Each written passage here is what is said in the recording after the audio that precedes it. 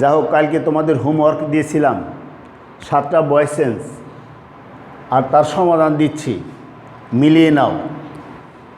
1 number, I saw you yesterday, past indefinite tense. Past indefinite টেন্সের passive voice করতে গেলে অবজেক্টকে subject, এই subject অনুযায়ী ওয়াজ অথবা ওয়ার, ইউ এর পর ওয়ার বসে, তারপর মূল ভার্বের থার্ড স্টেজ অর্থাৎ মূল ভার্বের পাস্ট পার্টিসিপল, তারপর আছে কি ইয়েস্টারডে অ্যাডভার্ব। অ্যাডভার্ব সাধারণত অবজেক্টের পরেই বসবে অ্যাডভার্ব। প্যাসিভ ভয়েস করতে গেলে সাধারণত বেশিরভাগ ক্ষেত্রেই অবজেক্টের পরে বসবে অ্যাডভার্ব। তাহলে you were seen yesterday by me. 2 number, whom does he love, passive voice বলেছিলাম হোম থাকলে হোমের পরিবর্তে বসবে হো, হোম এর পরিবর্তে who. Present indefinite tense, do does থাকলে উঠে যাব, তার পরিবর্তে আসবে এম ইজ আর। এখানে আসছিল ইজ, মূল ভার্বের থার্ড ফর্ম থার্ড স্টেজ, তারপর হলো বাই অ্যান্ড সাবজেক্টকে অবজেক্ট। তাহলে who is loved by him. তারপর number 3, do you know me, present indefinite tense interrogative sentence, এটাও ইয়েস নো কোশ্চেন। তাহলে অবজেক্টকে সাবজেক্ট, এই সাবজেক্টের পরে বসে এম, আয়ের পরে বসে এম।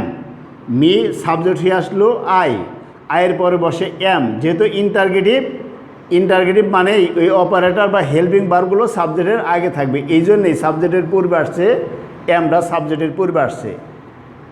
যেটা পরে বসার কথা ইন্টারগেটিভের কারণে ওইটা আগে আসছে। এম আই মূল ভার্বের third stage, known to you. এখানে তোমার প্রশ্ন জাগতে পারে যে অন্যান্য জায়গায় বাই বসাইছি, এখানে টো বসালাম কী কারণে। আর এর জন্য একটা ছন্দ বলেছিলাম, নো থাকলেই টো বসে, স্বভাব বোঝাতে বাই। 7টি ক্ষেত্রে উইথ বসে মোরা সেখানে যায়, নো থাকলেই টো বুঝবে। অ্যাক্টিভ ভয়েসে ভার্ব নো থাকলে প্যাসিভ ভয়েস করার সময় প্রিপোজিশন বাই এর পরিবর্তে টু বসে। তারপর number 4, we must help the poor, a must modal verb, অবজেক্টের সাবজেক্ট করি আমরা দ্য পুয়ার। এই মডাল ভার্ব যা আছে, মডাল ভার্বের কোনো পরিবর্তন হবে না, মডাল ভার্ব যা আছে তাই বসবে। মাস্ট বি, তোমাদের প্রাইমারি অক্সিলারি আর মডেল অক্সিলারির মধ্যে পার্থক্য বলেছিলাম, মনে আছে কিনা জানি না, একটু মনে করিয়ে দেই। প্রাইমারি অক্সিলারি সাবজেক্ট অনুযায়ী বসে, প্রাইমারি অক্সিলারির নিজস্ব কোনো অর্থ নেই। প্রাইমারি অক্সিলারি এরপর ভার্বের রূপের পরিবর্তন হয়, কিন্তু মডাল ভার্বের নিজস্ব অর্থ আছে। প্রাইমারি অক্সিলারির নিজস্ব অর্থ নেই, মডাল ভার্বের নিজস্ব অর্থ আছে। মডাল ভার্ব যে কোনো সাবজেক্টের পরে বসে, আর মডাল ভার্বের পরে সবসময় ভার্বের বেস ফর্ম হয়। তাহলে the poor must be helped by us. Number 5, why have you done it, why এখানে অবজেক্টের সাবজেক্ট করছি, এখানে ইউ এর কারণে আসছিল হ্যাভ। যখন অবজেক্টের সাবজেক্ট করলাম ইট, ইটের পর আর হ্যাভ বসে না, ইটের পরে বসে হ্যাজ। যেহেতু ইন্টারগেটিভ সেই কারণে হ্যাজটা সাবজেক্টের আগে বসছে। Why has it been done by you.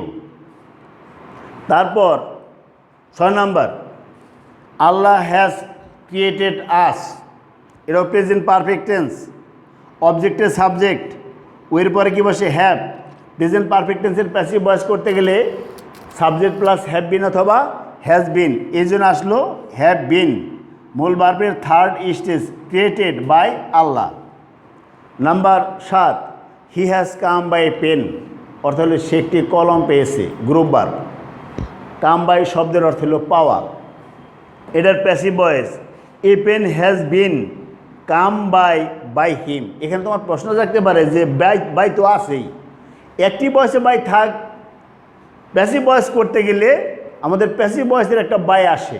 A come by শব্দের অর্থ হইল পাওয়া, কাম বাই শব্দের অর্থ হইল পাওয়া।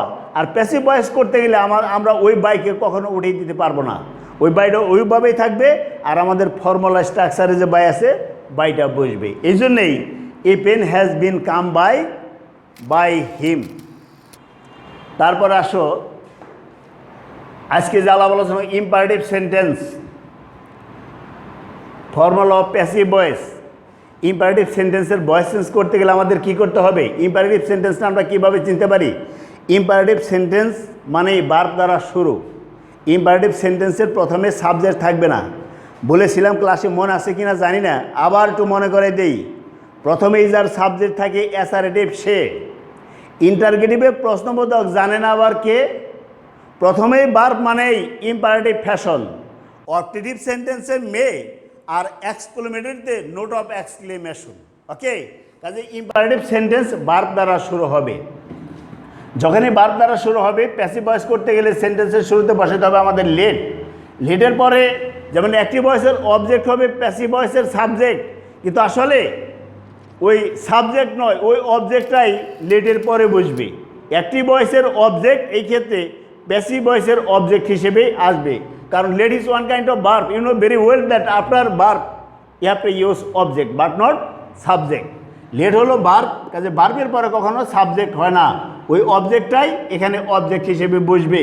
তারপর হলো বি, মূল ভার্বের থার্ড স্টেজ। এখন তোমার প্রশ্ন থাকতে পারে বি হলো কেন?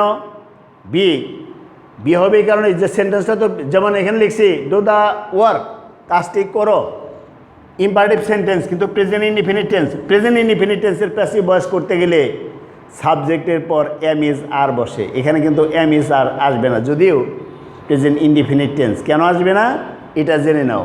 এর আগে বলেছিলাম dare feel hear help, dare feel hear help, know let love, make notice need, please see tell understand watch. এদের পর কোনো ভার্ব থাকলে উক্ত ভার্বের বেস ফর্ম। এখানে ইম্পারেটিভ করি আমরা লেট। লেটের পরে এটা হলো ভার্ব, এই অবজেক্টটাই এখানে বসছে, কারণ লেটের পরে কখনো সাবজেক্ট বসে না। এই অবজেক্টটাই লেটের পরে আমরা ব্যবহার করছি, যেখানে ইজ বসার কথা সেখানে বসছে বি। আর মূল ভার্বের থার্ড স্টেজ এখানে বি কী কারণে? ওই যে dare feel hear help know let, লেটের পরে যদি কোনো ভার্ব থাকে উক্ত ভার্বের বেস ফর্ম হয়। Am is are, was, were, এদের বেস ফর্ম হলো বি, এই জন্য এখানে বি বসছে। Imperative sentence with let, imperative সেন্টেন্সটাই যদি লেট দ্বারা শুরু হয় সেক্ষেত্রে প্যাসিভ ভয়েস করতে গেলে লেট অপরিবর্তিত অবস্থায় প্রথমে বসবে, তারপরে অবজেক্টকেই অবজেক্ট হিসেবে আমরা আনবো পূর্বের ন্যায়। তারপরে হলো বি, মূল ভার্বের third stage by plus object, কারণ লেটের পরেও একটা অবজেক্ট থাকে। যেমন উদাহরণটা লক্ষ্য করো, let me do the work, এটা একটা অবজেক্ট, এটা একটা অবজেক্ট। এই হলো ভার্ব, ভার্বের পরে অবজেক্ট, এই হলো ভার্ব, ভার্বের পরে অবজেক্ট। তাহলে imperative sentence with let, imperative সেন্টেন্সটা কি হয়েছে? লেট দ্বারা শুরু হয়েছে। এখন এই লেটটা অপরিবর্তিত অবস্থায় সেন্টেন্সের শুরুতে বসবে, আর এটা অবজেক্ট, এখানেও অবজেক্ট হিসেবে কাজ করবে। তাহলে কি লেট দ্য ওয়ার্ক, লেটের কারণে আসলো বি, অ্যামিজার না, অ্যামিজারের পরি বেস ফর্ম হলো বি। তাহলে let the work be done by me, এই অবজেক্টটাই এখানে আসলো। আর এখানে যে অবজেক্ট না থাকতো মূল ভার্বের থার্ড ফর্ম পর্যন্ত। দেখো দুইটার উদাহরণ আমি একই লিখছি, এখানে লিখছি ডু দ্য ওয়ার্ক, আর এখানে let me do the work. এই পার্থক্যগুলো দেখবা, পার্থক্যগুলো দেখলে বুঝতে পারবে যে কী কারণে কতটুকু পরিবর্তন কেন ঘটলো বুঝতে পারবে। তারপরে আসি আমরা ইম্পারেটিভ সেন্টেন্স যদি ডো নট দ্বারা শুরু হয়, ইম্পারেটিভ সেন্টেন্স যদি ডো নট দ্বারা শুরু হয় তাহলে প্যাসিভ ভয়েস করার সময় ডো নটের পরিবর্তে আসবে লেট নট। দেখো এখানে লিখছে, এটা আগে দেখো, do not play football at noon, do not play football at noon.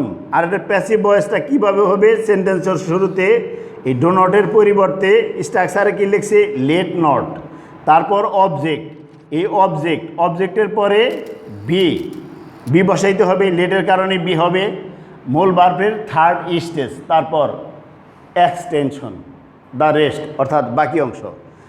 Do not play football at noon, do নটের পরিবর্তে লেট নন, তারপরে অবজেক্ট, অবজেক্ট বি, তারপর third form of verb played at noon. বুঝতে পারছো?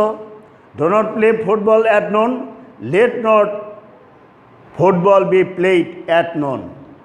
তারপর imperative sentence এভাবে থাকতে পারে। এখানে একটা উদাহরণ লিখছি, বাই মি এ শার্ট। ওই যে বলছি ইম্পারেটিভ সেন্টেন্স মানেই ভার্ব দ্বারা শুরু হবে। সেই ক্ষেত্রে কী করবো আমরা? আমরা এখানে প্যাসিভ ভয়েস করার সময় বাই ব্যবহার করছি, এখানে বাই ব্যবহার না করে হয়েছে for. By me a shirt, তাহলে ভার্ব দ্বারা শুরু হয়েছে, প্যাসিভ ভয়েসে কী আসবে? লেট।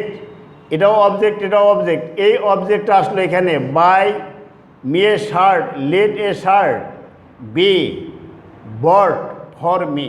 ফর আসলো কী কারণে? By, plug bring buy. Active ভয়েসে প্লাগ ব্রিং বাই থাকলে প্যাসিভ ভয়েস করার সময় প্রিপোজিশন বাইয়ের পরিবর্তে ফর বসে। আবার ওই নিয়মটা মনে রাখো, নোর জন্য টু বসে স্বভাব বোঝাতে বাই, সাথী ক্ষেত্রে উইথ বসে মরা সেখানে যাই। সেই সাথী ক্ষেত্র কি? Please, attack, cover, fill, seize, satisfy ও এনয়। তবে বাইয়ের জায়গায় উইথ বসাতে কেন করো বয়। আরও তিনটিতে অ্যাট বসে, মার্বেল, সারপ্রাইজ, শকড। প্লিজের কনটাকে অ্যাট না বসালে খাবে তুমি ঠক। আর কন্টেইনে ইন বসে, তবে প্লাগ ব্রিং ও বাইয়ের জন্য ফর। প্লাগ ব্রিং ও বাইয়ের জন্য ফর। তো কথাগুলা এভাবে মনে রাখবা আর কি। তাহলে আজকের মতো আল্লাহ হাফেজ, ভালো থেকো।